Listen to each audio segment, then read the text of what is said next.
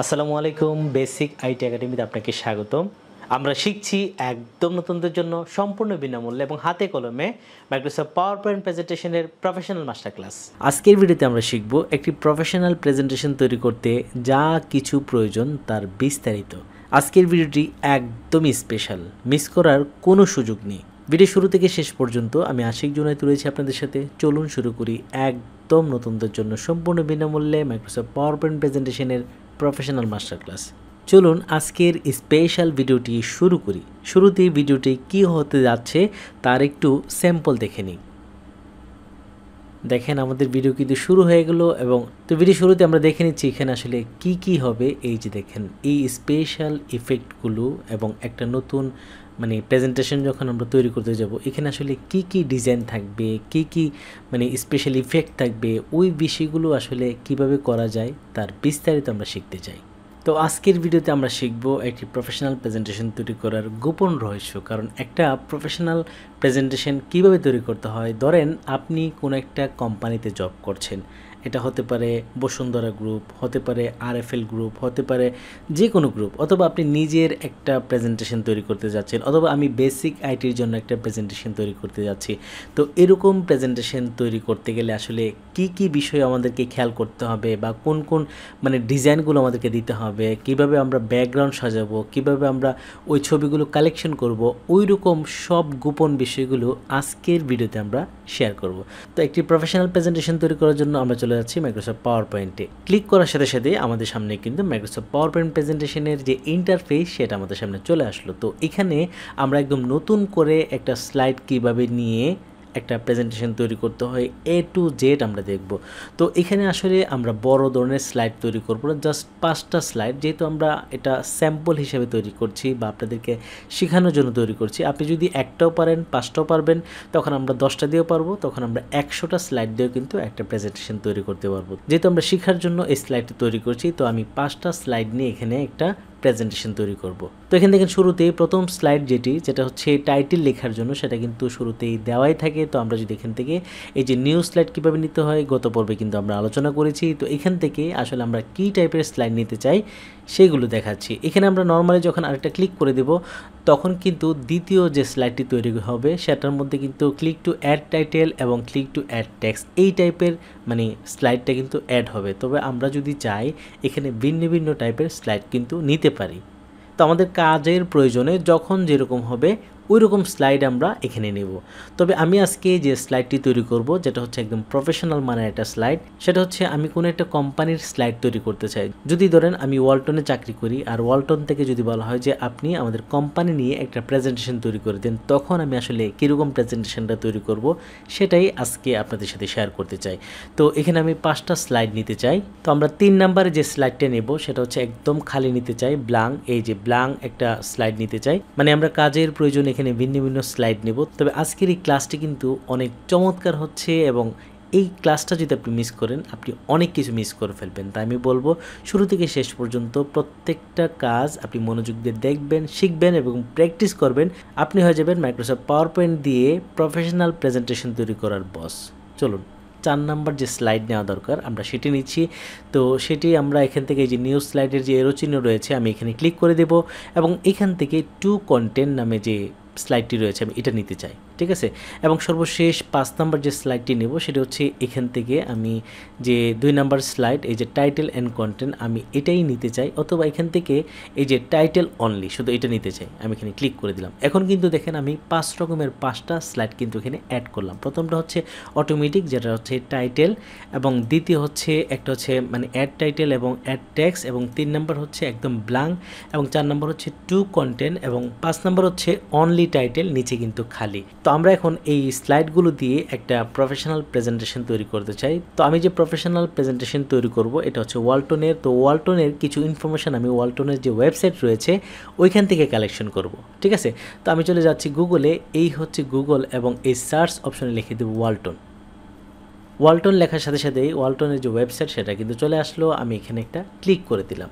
Click করার সাথে সাথে আমরা কিন্তু ওয়ালটনের যে ওয়েবসাইট এখানে চলে আসলাম এবং এখানে অনেকগুলো ছবি আছে। আমি এখান থেকে আমার প্রয়োজনে যে ছবিগুলো প্রয়োজন সেগুলো এখান থেকে ডাউনলোড করে নিচ্ছি। ধরুন এই ছবিটা ডাউনলোড করতে চাই, রাইট বাটন ক্লিক করে দিব এবং সেভ এজ ইমেজ একটা ক্লিক করে দিলে কিন্তু এই ছবিটা আমাদের কম্পিউটারে ডাউনলোড হয়ে যাবে। তো এইভাবে আমার প্রয়োজনীয় এখান থেকে কিছু ছবি ডাউনলোড করে নিচ্ছি। যেহেতু ওয়ালটন কোম্পানির একটা প্রেজেন্টেশন তৈরি করতে যাচ্ছি, এটা ধরেন ওয়ালটন কোম্পানি মানে একটা সেমিনার করবে, ওখানে শো করবে যে ওয়ালটনের আসলে কি কি প্রোডাক্ট রয়েছে, তাদের কি কি সার্ভিস রয়েছে। তো সেই অনুযায়ী কিন্তু এই ওয়েবসাইট থেকে কিছু ইনফরমেশন আপনাকে সংগ্রহ করতে হবে। তো এখান থেকে আমি ওয়ালটনের যে প্রোডাক্ট রয়েছে এই প্রোডাক্টে চলে গেলাম। শুরুতে দেখেন রেফ্রিজারেটর রয়েছে, আমি এটার মধ্যে একটা ক্লিক করে দিলাম এবং এখানে দেখেন এই যে ফ্রিজের কিছু ছবি আছে। আমি চাইলে এখান থেকে এই ছবিগুলো ডাউনলোড করে নিতে পারি। এই ছবিটার উপরে যখন আমি রাইট বাটন ক্লিক করে দিব মাউসের এবং এখান থেকে সেভ এজ ইমেজে ক্লিক করে দিব, তখন কিন্তু আমি এই ছবিগুলো ডাউনলোড করে নিতে পারবো। দেখেন এখানে কিন্তু আমি ওয়ালটনের অনেকগুলো ছবি ডাউনলোড করে নিচ্ছি সেমভাবে। এখান থেকে আরও রয়েছে, ধরেন আমি টেলিভিশনের একটা ছবি নিতে চাই, এয়ার কন্ডিশনের একটা ছবি নিতে চাই, মোবাইলের একটা ছবি নিতে চাই। ধরেন আমি মোবাইলে একটা ক্লিক করে দিলাম, তখন মোবাইলের এখানে চলে গেলাম। এখানে কিন্তু অনেকগুলো ছবি রয়েছে, তো আমি এখান থেকে এই ছবিটা আমি ডাউনলোড করেছি। ঠিক আছে, আপনিও আপনার প্রয়োজন অনুযায়ী এখান থেকে আপনার যে ছবি ইচ্ছে সেই ছবিটা ডাউনলোড করে নিতে পারেন। এটা শুধু আমি একটা ওয়ালটন কোম্পানি দেখাচ্ছি, আপনি আপনার মতো করে যে কোনো একটা কোম্পানির কিন্তু একটা প্রেজেন্টেশন তৈরি করতে পারেন। আমি শুধু জাস্ট আপনাদেরকে বোঝানোর জন্য একটা প্রেজেন্টেশন তৈরি করছি। তো আমি আশা করি আপনারা এখান থেকে সব ধরনের ইনফরমেশন কালেকশন করতে পারেন, যেমন ছবি, এবং চাইলে এখান থেকে ভিডিও নিতে পারেন, চাইলে এখান থেকে আপনি মানে ইনফরমেশন নিতে পারেন। ধরেন আমি এখান থেকে এই যে ই বাইকে চলে যাচ্ছি, ই বাইকে একটা ক্লিক করে দিলাম। এটা হচ্ছে ওয়ালটনের নতুন যে মোটরসাইকেল আসতেছে, তো আমি এখান থেকে মানে এই ছবিগুলো ডাউনলোড করতে পারি। তারপর এখান থেকে যে ইনফরমেশন, এই যে এটা কোন মডেলের আমি এটা নিলাম, তারপর এখান থেকে এই যে নাম সহ এই ইনফরমেশনগুলো এখান থেকে কপি করে, তো এখান থেকে এই লেখাগুলো কপি করে আমি একটা নোটপ্যাডের মধ্যে রাখলাম যে আমি আসলে কোন স্লাইডের মধ্যে কোন লেখাগুলো দিতে চাই। তো শুরুতে আমি দেখেন প্রথম স্লাইডের মধ্যে কোন ইনফরমেশন দিতে চাই, এই যে শুরুতে ওয়ালটন গ্রুপ দিয়ে তাদের যে সার্ভিস সেটা আমি দিয়ে দিলাম, যেটা হচ্ছে টাইটেল এবং সাবটাইটেল। তারপর হচ্ছে 2 নম্বরে সামার ফেস্ট 2023 এরকম একটা টাইটেল দিয়ে এখানে একটা ছবি বসিয়ে দিব। তো আপনারা চাইলে এখান থেকে ইনফরমেশনগুলো লিখে নিতে পারেন অথবা আপনার মতো করে একটা তৈরি করতে পারেন। তবে শুরুতে আগে দেখে নেন আমি আসলে কি করতে চাই। তো এখানে কিন্তু 5টা স্লাইডের জন্য আমি ইনফরমেশন এখানে কালেক্ট করে রেখেছি। তো শুরুতে আমি যে প্রথম স্লাইড ইউজ করব সেটা হচ্ছে এই যে ওয়ালটন গ্রুপ, এই নামটা আমি ইউজ করতে চাই। তো আমি চলে যাচ্ছি আমার প্রেজেন্টেশনে। তো আমি চলে আসলাম পাওয়ার পয়েন্ট প্রেজেন্টেশনে। এখানে দেখেন 1 নাম্বার 2 নাম্বার এভাবে 5টা দেওয়া আছে। তো শুরুতেই আমি 1 নাম্বারে ক্লিক করে দেবো এবং এখানে এই যে ক্লিক টু অ্যাড টাইটেল, আমি এটার মধ্যে একটা ক্লিক করে দিলাম এবং এখানে পেস্ট করে দিলাম। ওয়ালটন গ্রুপ লেখাটা কিন্তু চলে আসছে এবং এখানে কিন্তু সাবটাইটেল দিতে হবে। তো আমি চলে এসেছি আবার নোটপ্যাডে, এখান থেকে এই সাবটাইটেল হিসাবে এই লেখাটা আমি ওইখান থেকে কপি করে নিয়েছি। তো আমি এখানে এই সাবটাইটেলে দিয়ে দেবো, লেখাটা দিয়ে দিলাম। তো শুরুতে আমি এই টাইটেলটাকে একটু বড় করে নিচ্ছি, যেহেতু আমাদের পেজটা অনেক বড়, লেখাটা কিন্তু ছোটো হয়ে গেছে, আমি বড় করতে চাই। তো এই লেখাটাকে আমি সিলেক্ট করে দিলাম। সিলেক্ট করে দেওয়ার পর আমি চলে যাব হচ্ছে হোমে। এই হোমে কিন্তু ক্লিক করাই আছে। তো হোমে আসার পর এখান থেকে এই লেখাটাকে আমি মানে একটু বড় সাইজ করতে চাই। এখানে দেখেন 60 দেওয়া আছে মানে ফন্ট সাইজ। তো আমি এখান থেকে এই যে বড় করার ইনক্রিজ ফন্ট সাইজ, এটার মধ্যে আমি ক্লিক করব। ঠিক আছে, কত বড় করতে চাই, এখন অনেক বড় হয়ে গেছে। আমি যদি আরেকটু ছোট করে দিই, এই পাশে হচ্ছে ডিক্রিজ ফন্ট সাইজ, এখানে একটা ক্লিক করে দিব। দেখেন এখন গড় সমান কিন্তু হয়ে গেল। আমি চাইলে এই লেখাটাকে আরও বড় করতে পারি। এই গড়টাকে যদি মানে এই শেপটাকে যদি আরেকটু বড় করে দেই এখান থেকে বা এই পাশ থেকে আরেকটু বড় করে দেই, তখন কিন্তু আরেক সাইজ বড় করতে পারবো। লেখাটাকে আবার সিলেক্ট করে দিলাম এবং এখান থেকে 112 হয়ে গেছে। আমি যদি এখন এত বড় দেই 134, অনেক বড় হয়ে গেল। ঠিক আছে, এবং নিচের লেখাটা এই যে বেস্ট ইলেকট্রিক্যাল, এই লেখাটাকে আরেকটু বড় করতে চাই। চাইলে আমি এই শেপটাকে একটু বড় করে দিই, এই পর্যন্ত এই লেখাটাকে এই পর্যন্ত শেপটাকে বড় করে দিলাম। এখন লেখাটাকে সিলেক্ট করে আমি এখান থেকে সাইজ বড় করে 24 দেওয়া আছে, আমি এটাকে আমার মতো করে মানে বড় করে দেব। দেখেন এখন কত সুন্দর হয়ে গেছে। তবে এই লেখাটাকে আমি এখান থেকে আরেকটু মোটা করতে চাই, যেহেতু এটা আমার টাইটেল এবং সাবটাইটেল, এই জন্য আমি লেখাটাকে হাইলাইট করতে চাই। তো হাইলাইট করার জন্য এই হোমে থাকা অবস্থায় এখান থেকে দেখেন এই যে বোল্ড একটা জায়গা রয়েছে, এগুলো কিন্তু আপনারা জানেন মানে ওয়ার্ডের কাজকর্ম এগুলো। তো এখানে এই বোল্ডের মধ্যে যখন ক্লিক করে দিব লেখাগুলো কিন্তু মোটা হয়ে গেল। এবং ওয়ালটনের লেখাটাকে আমি মোটা করতে চাই, লেখাটাকে সিলেক্ট করে দিলাম, এখান থেকে বোল্ড করে দিলাম। দেখেন এখন লেখাটা কিন্তু একটু মোটা হয়ে গেল। তো শুরুতেই আমি এই লেখাটার নিচে একটা ব্যাকগ্রাউন্ড দিতে চাই যাতে আমার লেখাটা অনেক বেশি সুন্দর লাগে। তো ব্যাকগ্রাউন্ড সেট করার জন্য জাস্ট আমি এগুলোর উপরে না, এগুলো হচ্ছে শেপ, আমি বাইরে ক্লিক করব। এই বাইরে ক্লিক করার পর আমি এখান থেকে ব্যাকগ্রাউন্ড নিতে চাই। আর ব্যাকগ্রাউন্ড নেওয়ার জন্য এই যে আমি চলে যাব হচ্ছে ইনসার্টে। এগুলো কিন্তু গত পর্বে আমি আলোচনা করেছি, তারপরও আজকে একটু বলে নিচ্ছি, যারা নতুন তারা যেন আবার মনে করে নিতে পারে। পিকচার একটা ক্লিক করে দিব এবং দিস ডিভাইস আমি এখানে একটা ক্লিক করে দিব। তো আমার কম্পিউটারের মধ্যে যে জায়গায় ছবিগুলো রয়েছে আমি ওখান থেকে যে কোনো একটা ছবি দিয়ে আমার এই ব্যাকগ্রাউন্ডটাকে ফিল আপ করে নিতে পারি।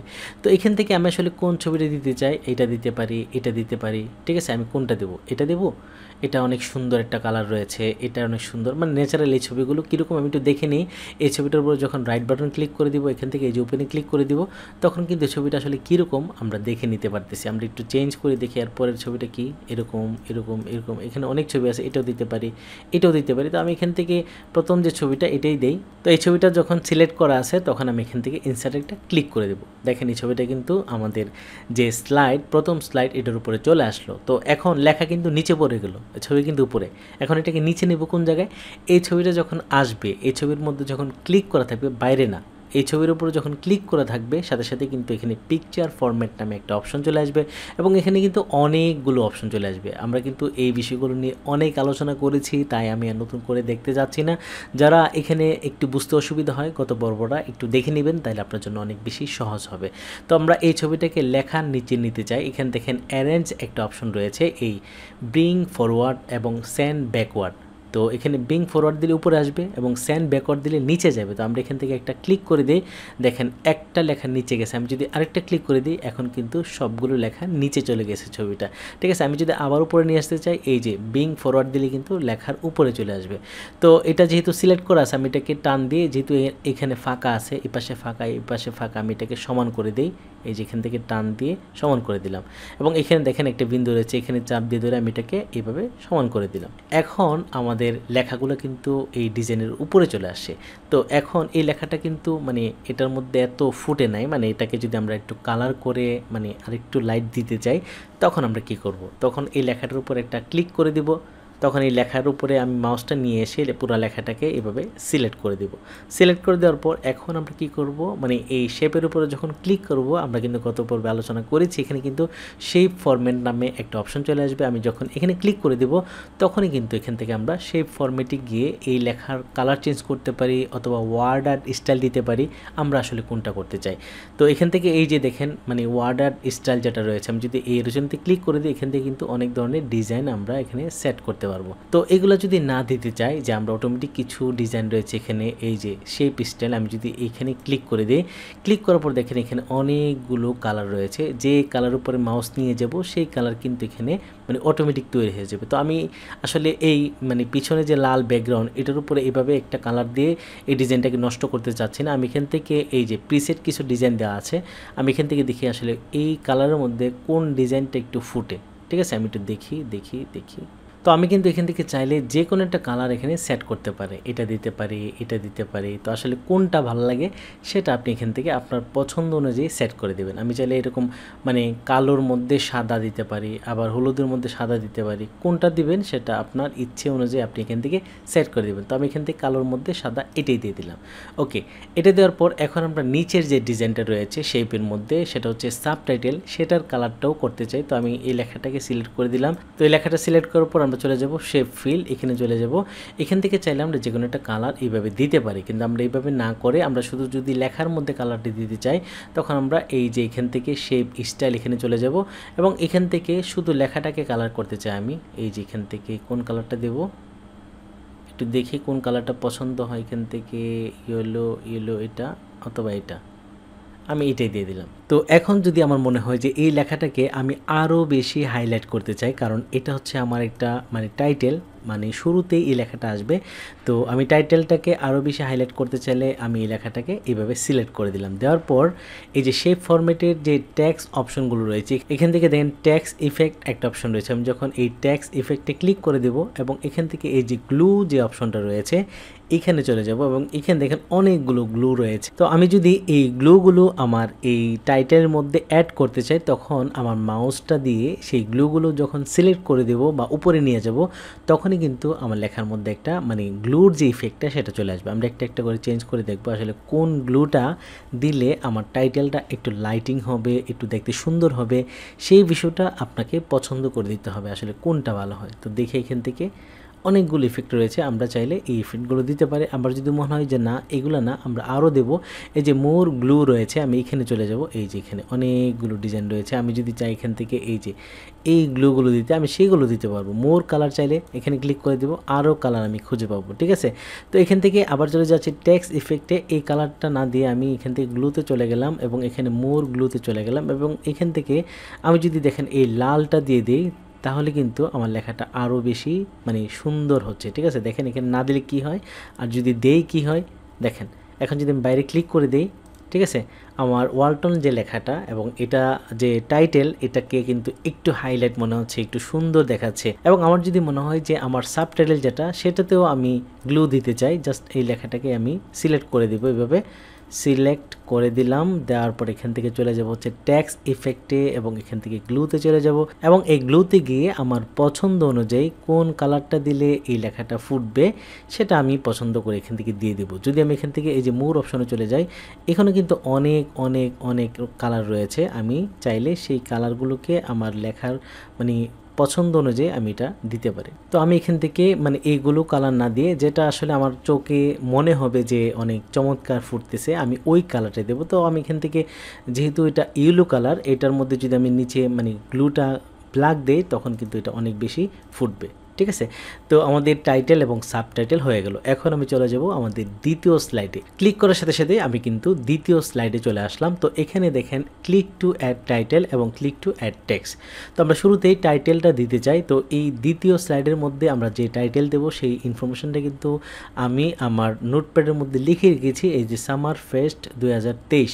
আমি এটাকে কপি করে নিলাম, কপি করে এই যে এখানে আমি পেস্ট করে দেই, এবং এই লেখাটা কিন্তু এক সাইডে চলে আসছে। আমি এটাকেও যেহেতু এটা টাইটেল মানে এটাকে একটু বড় করব, কালার করব, ঠিক উপরের যে স্লাইডের মধ্যে প্রথম যে টাইটেলটা যে ডিজাইন করেছি ঠিক সেমভাবে আমরা এটাকেও ডিজাইন করতে চাই, ঠিক আছে। তো এই লেখাটাকে মোটা করার জন্য, কালার করার জন্য আমরা কিন্তু এই যে হোমের মধ্যে চলে যাব। হোমের মধ্যে কিন্তু এখানে খুব সহজেই মানে ওয়ার্ডের যে অপশনগুলো রয়েছে, এই যে ফন্ট এবং প্যারাগ্রাফের মধ্যে যে অপশনগুলো রয়েছে, সেগুলো দিয়ে কিন্তু এটার কালার এবং এটাকে মোটা করা। যেমন এখানে বোল্ডের মধ্যে যখন ক্লিক করে দিব, লেখাগুলো মোটা মোটা হবে। এটাকে যখন আমি মাঝখানে নিয়ে আসবো এবং এটাকে বড় করে দেব সাইজে, এই টাইটেলটাকে আমি আমার মতো করে একটা কালার দিয়ে ডিজাইন করে নেব, ঠিক আছে। আমি এটাকে বড় করে নিলাম, এবং এটার লেখার কালার আমি চেঞ্জ করতে পারি, ব্যাকগ্রাউন্ডের কালার চেঞ্জ করতে পারি। লেখার কালার যখন চেঞ্জ করব, তখন এই লেখাটা সিলেক্ট করা থাকবে অথবা লেখার মধ্যে ক্লিক করা থাকবে, তখন আমি এই যে শেপ ফরম্যাটে চলে যাব।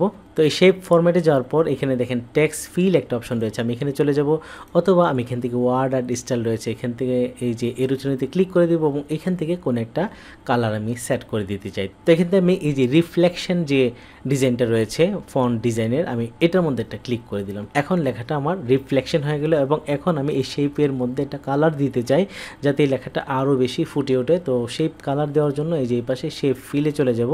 যাওয়ার পর এখান থেকে কোন কালার দিলে আসলে এই লেখাটা ফুটবে আমি এখান থেকে চেক করব, ঠিক আছে। এইভাবে চেক করে যে লেখাটা ফুটে আমি সেই লেখাটা এখান থেকে দিতে চাই। তো এখানে মনে হচ্ছে যে এই যে ডার্ক ব্লু যেটা, এটা দিলে ভালো হয়, অথবা ব্ল্যাক যদি দেই তখনও মনে হচ্ছে যে সুন্দর ফুটতেছে। তো আমি এখান থেকে এই যে ব্লুটাই দিয়ে দিচ্ছি, ডার্ক ব্লু, আমি এটা ক্লিক করে দিলাম, দেখেন, ঠিক আছে।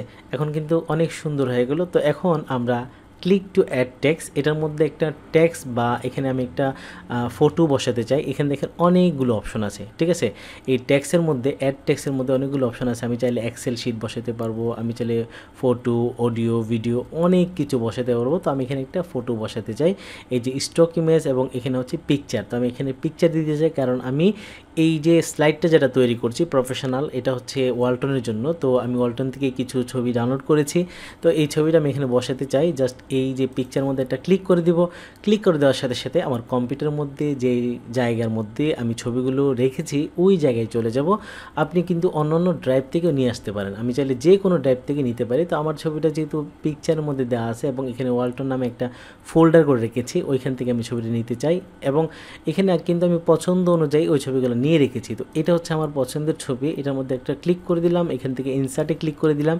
তো ক্লিক করার সাথে সাথে এই ছবিটা কিন্তু আমার স্লাইডের মধ্যে চলে আসলো। তো এই ছবিটাকে আমি চাইলে যে সাইজে আসছে এভাবে রাখতে পারি, আবার চাইলে এটাকে বড় করতে পারি। ঠিক আছে, বড় করার জন্য জাস্ট এই যে একদম সাইডে যে বিন্দুগুলো রয়েছে এগুলোর মধ্যে মাউস দিয়ে চাপ দিয়ে ধরে আমি আমার মতো করে যতটুকু বড় করতে চাই, চাইলে আমরা উপরে যে টাইটেলের শেপ রয়েছে ওই শেপের মতো করতে পারি, আবার চাইলে আমি আমার মতো করে একটু বড় করে দিতে পারি। তো আমি এখানে টাইটেল থেকে একটু বড় করে দিচ্ছি। ঠিক আছে, এবং নিচে দিয়ে আমি একদম নিচে লাগিয়ে দেবো। ঠিক আছে, আমি চাইলে সমানও করতে পারি, আবার একটু ফাঁকাও রাখতে পারি, এটা আমার ইচ্ছে। তো আমি এখান থেকে লাগিয়ে দিই, দেখি কি হয়। লাগিয়ে দিলাম, এটাকেও লাগিয়ে দিলাম। তো এটা কিন্তু খুবই সিম্পল। আমরা একটা টাইটেল বসালাম এবং এখানে একটা ছবি দিয়ে কিন্তু আমাদের একটা স্লাইড চমৎকারভাবে তৈরি হয়ে গেল। তো আমাদের দ্বিতীয় স্লাইডের কাজ কিন্তু শেষ। এখন আমরা চলে যাব 3 নাম্বার স্লাইডে।